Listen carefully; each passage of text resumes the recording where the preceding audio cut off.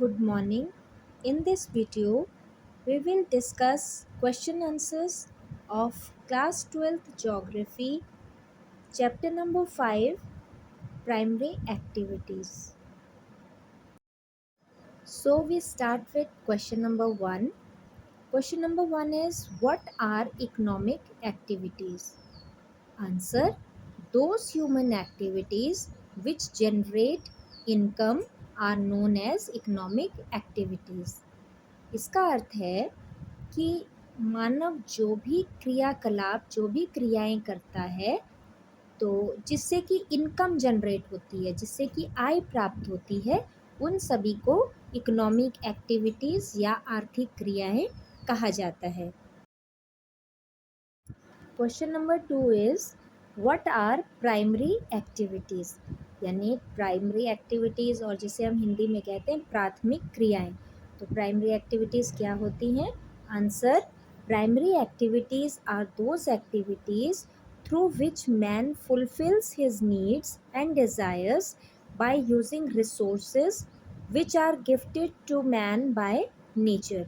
यानी कि प्रकृति के द्वारा, नेचर के द्वारा जो भी रिसोर्सेज ह्यूमन बीइंग को मिले हैं, जो भी हमें जो रिसोर्सेज संसाधन मिले हैं, उससे किस तरह से हम अपनी नीड्स को, अपनी डिज़ायर्स को पूरा करते हैं। तो वो जो भी हम काम करेंगे, those are considered to be primary activities.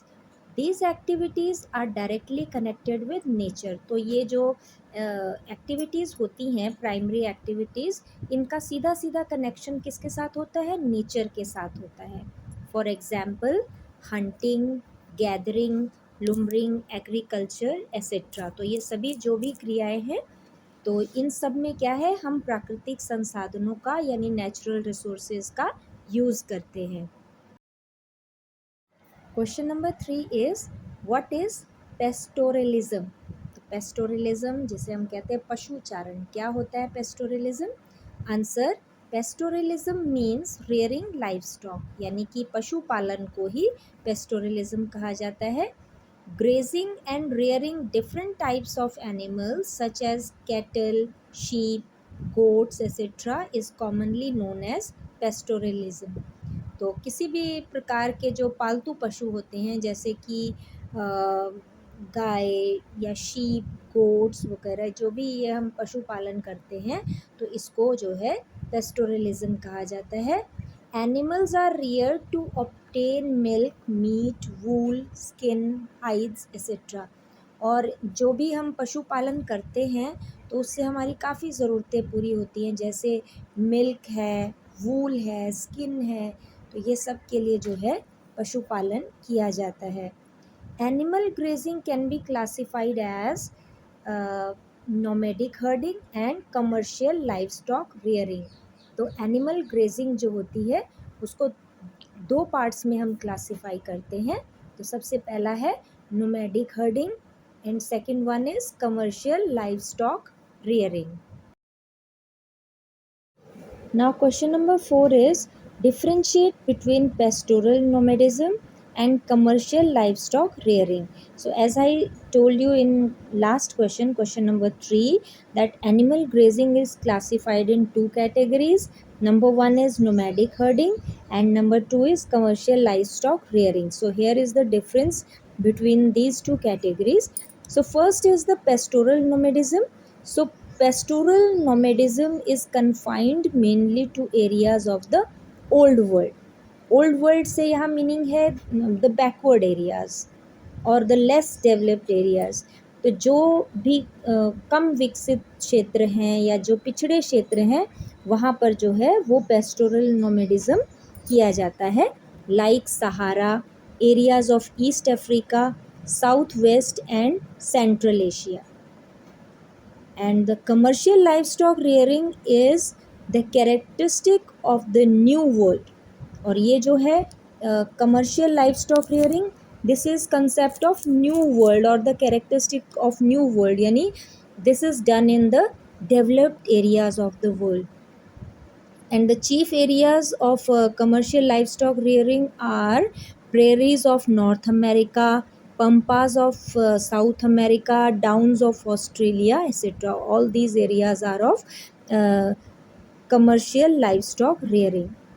Second is nomadic herders keep on moving from place to place in search of fodder and water.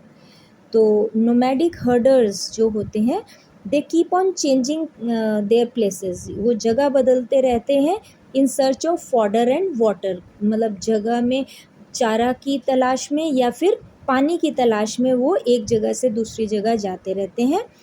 जबकि the fixed land holdings and permanent ranch houses characterize commercial grazing. और commercial grazing में क्या होता है कि उनके permanent farms और ranches होते हैं जिसमें कि कैटल रेयरिंग होती है. Third is animal grow in their natural way or we can say it is done traditionally. तो इसमें जो है पेस्टोरल नोमेडिज्म में क्या है कि ट्रेडिशनल मेथड है. This is the traditional method of cattle rearing की जैसे पहले समय से चला आ रहा है वही मेथड जो है वो कैटल रेयरिंग में ऑप्ट करेंगे. जबकि एनिमल्स आर केप्ट और brought up in scientific basis on scientific basis and they are properly looked after. और जबकि कमर्शियल लाइव स्टॉक रेयरिंग में बहुत ही मॉडर्न टेक्निक्स और साइंटिफिक टेक्निक्स से जो है कैटल रेयरिंग किया जाता है and they are kept and looked after very scientifically. Number 4 is nomadic herders may tend several different kind of animals. तो nomadic herders जो होते हैं उनके पास जैसे वो कैटल रेयरिंग या एनिमल रेयरिंग करते भी हैं तो अलग अलग तरह के उनके पास एनिमल्स हो सकते हैं. लेट अस से गोट्स भी हैं, शीप भी हैं, कैटल्स भी हैं, है ना, बफेलोज, काउज ऐसे. जबकि the commercial ranches specialises on the animal or one type of animal is reared. जबकि कमर्शियल लाइव स्टॉक में क्या होता है only one animal is Rudyard कि एक ही टाइप का जो एनिमल है उसको एक फार्म में रखा जाएगा. लेट इट बी शीप और गोट और cattle. Now the fifth one is no fodder is grown in pastoral nomadism and animals graze entirely on the natural grass.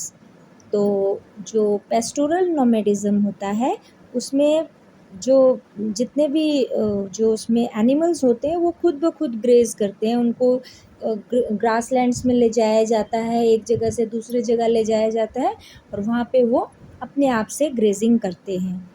In commercial livestock rearing, natural grass is often supplemented by fodder crop.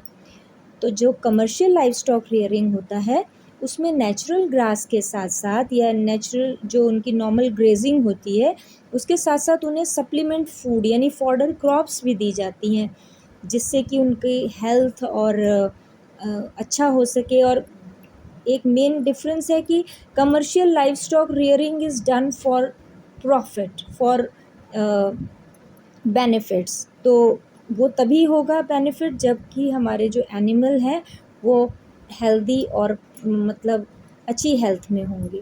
तो इसलिए भी उनको supplement crop जो है यानी कि fodder crop जो है वो. Question number 5 is what are the important features of plantation agriculture. Answer. First feature is it is introduced in the tropical lands by Europeans and North Americans primarily in the colonies ruled by them. तो जो plantation agriculture है ये किन के द्वारा introduce किया गया था? यूरोपियंस और नॉर्थ अमेरिकन्स ने इसको इंट्रोड्यूस किया था. और कहाँ पे किया था? अपने कॉलोनीज़ में. जो भी उनके कॉलोनियल एरियाज़ थे वहाँ पे यानी mainly they are tropical areas तो वहाँ पे उन्होंने प्लांटेशन एग्रीकल्चर को इंट्रोड्यूस किया. सेकेंड इज़ स्टेट्स और plantations are of very large size. तो इसमें जो प्लांटेशन एरिया होता है या जो स्टेट्स होती हैं वो बहुत ही साइज़ में उनका साइज़ बहुत बड़ा होता है. Third, it requires large capital investment managerial and technical support and scientific methods of cultivation। तो इसके लिए एक बहुत ज़्यादा कैपिटल इन्वेस्टमेंट चाहिए होता है, टेक्निकल सपोर्ट, है ना, ये सब की इसमें ज़रूरत होती है। Number fourth is cheap unskilled labour as well as skilled assistance is required. तो इसमें दोनों तरह के लेबर की आवश्यकता होती है, स्किल्ड भी और अनस्किल्ड भी। Fifth, cheap transport is required to link the state with factories and markets for export of the products।